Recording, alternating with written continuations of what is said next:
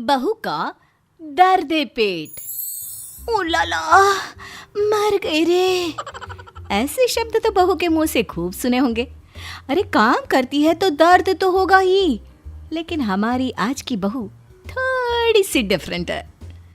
बहू जल्दी से जरा गर्म पानी लाना, आजकल ठंड से मेरे पैर सूज जाते हैं। ये सुजान गर्म पानी से ही कम होगी। हाय रे, आज तो बिल्कुल नहीं उठा जा रहा। क्या करूं, माँ जी को मना भी नहीं कर सकती। और फिर वो पानी की बाल्टी उठाकर लाती है। लो ले आई भाभी बाल्टी। भाभी ये आपने अपना पेट क्यों पकड़ा हुआ है?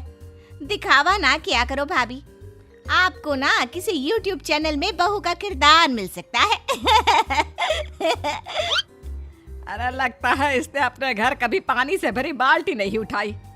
अरे बहू, जब मैं तेरे जैसी थी ना तो दिन में 2 बाल्टी पानी एक साथ लाती थी।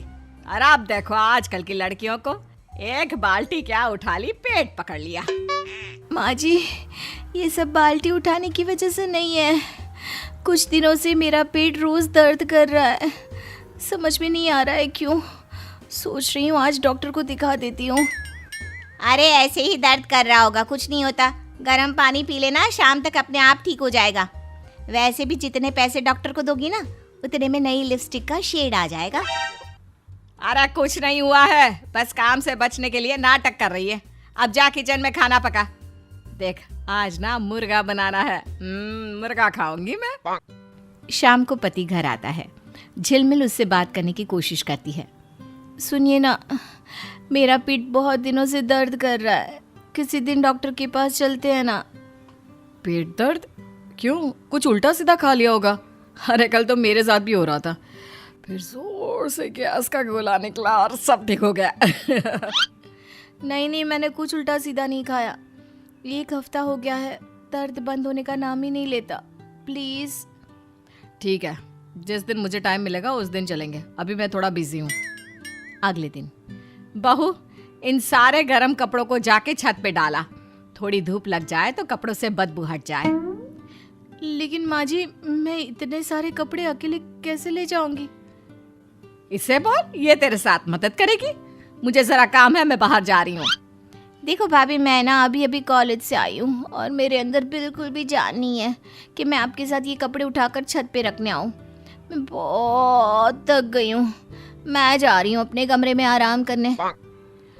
और अपनी झिलमिल को सारे कपड़े छत पर अकेले ही रखने जाना पड़ता है। शाम को पति ऑफिस से जल्दी घर आता है। रिमझिम, एक गिलास पानी देना। ये लीजिए। क्या हुआ, तुम ठीक तो? काफी दिनों से मेरे पेट में दर्द हो रहा है, कहा तो था। चलिए ना आज डॉक्टर के पास चलते हैं। अच्छा ठीक है, चलो चलते हैं। अरे रुक बेटा, अभी आया है, कहाँ जा रहा है? माँ, काफी दिनों से रिमझिम की तबीयत थोड़ी खराब है, तो सोचा इसे एक बार डॉक्टर को दिखा कर आता हूँ। अरे इसको इस वक्त जब डॉक्टर के पास ले जाएगा तो घर पर खाना कौन बनाएगा? अरे माँ, बस आधे घंटे में वापस आ जाएंगे, तब तक ये आपकी मदद कर देगी, ये भी तो है घर पर। मैं और खाना बनाऊं? भाभी, क्या आप भी ना बीमारी का बहाना मारकर काम से बचना चाहती है ना? ये क्या बोल रही हो तुम? सारा काम कर तो रही हूँ मैं, पर अब जब दर्द बहुत बढ़ गया है तो मुझे जाना पड़ रहा है। रहने दीजिए, नहीं चाहती मैं। ज्यादा गुस्सा और नखरे दिखाने की जरूरत नहीं है, समझी? सही तो बोल रही है मेरी बेटी। आजकल जब भी इसको कोई काम बोलो तो तबीयत खराब है बोलती रहती है, ताकि काम ना करना पड़े। अरे कोई डॉक्टर को दिखाने की जरूरत नहीं है। माँ जी, मैं कोई बहाना नहीं मार रही, सच में मुझे कुछ दिनों से पेट में दर्द है, ठीक से कुछ खाया भी नहीं जा रहा। भाभी, बस पेट में ही दर्द है ना, कुछ नहीं होता। मेरे पास गोलियां पड़ी हुई हैं, आप खाने के बाद खा लेना, उसके बाद आपको डॉक्टर के पास जाने की कोई ज़रूरत नहीं रहेगी। अभी फ़िलहाल जाइए, खाना बनाइए, भूख लगी है। सुन लिया ना, गोलियां अंदर पड़ी है, अब किचन में जाकर रात का खाना बना। लेकिन माँ, एक बार दिखा आते हैं ना, उसमें क्या बुराई है? रहने दीजिए, कहाँ ना अंदर दवाई पड़ी है, एक बार वो खाकर देख लेती हूँ। ठीक है, तुम कहती हो तो, लेकिन फिर सोच लो। ऐसा करते करते 1 महीना बीत जाता है, लेकिन अचानक एक दिन रिमझिम बेहोश हो जाती है। रिमझिम कहाँ चली गई? तुमसे कमरे से फाइल लाने को कहा था, मैं के कमरे में लेटने को। अब उठ भी जाओ। रिमझिम, उठ क्यों नहीं रही? रिमझिम! क्या हुआ भैया, आप इतने जोर शोर से क्यों चिल्ला रहे हो? क्या हुआ, क्यों बावला हुआ जा रहा है? माँ, रिमझिम उठ नहीं रही, लगता है बेहोश हो गई है। पानी डालकर देखा? अरे सब करके देख लिया, फिर भी इसे होश नहीं आ रहा। लगता है इसे हॉस्पिटल ले जाना होगा। हाँ हाँ, ले चल। सभी रिमझिम को लेकर हॉस्पिटल पहुंचते हैं, जहां डॉक्टर रिमझिम को देखते हैं। डॉक्टर, मेरी बीवी अचानक से ऐसे बेहोश हो गई, क्या हुआ होगा? वो ठीक तो है ना? आपकी बीवी के पेट में अल्सर है और ज्यादा समय तक रहने की वजह से वो अल्सर फैल गया होगा। हमें जल्द से जल्द इनका ऑपरेशन करना होगा, नहीं तो इनकी जान को भी खतरा हो सकता है। जल्दी से कीजिए डॉक्टर, आप बस ऑपरेशन शुरू कर दीजिए। मुझे तो ये समझ में नहीं आ रहा कि बहू को अल्सर कब हुआ। सुना है मरने जैसा दर्द होता है इसमें। मैं भी यही सोच रहा हूँ, अगर उनके पेट में अल्सर था तो आपको पहले क्यों नहीं पता चला? क्या उनको कभी पेट में दर्द नहीं होता था? क्योंकि अल्सर वाले मरीजों को पेट में बहुत ज्यादा दर्द होता है। हाँ, भाभी के पेट में भी दर्द तो रहता था। कई बार तो मैंने उन्हें चुपचाप रोते भी देखा था। तो आपको तभी आना चाहिए था ना, तो आज ये नौबत ही नहीं आती। पता नहीं अब वो बचेगी भी या नहीं। आप जैसे ससुराल होने से तो अच्छा है कि बेटियां मायके में ही रहे। आप ऑपरेशन की तैयारी कीजिए डॉक्टर। मेरी गलती है कि मैं ही अपनी बीवी को समझ नहीं पाया। डॉक्टर चला जाता है। ये सब आप दोनों की वजह से हुआ।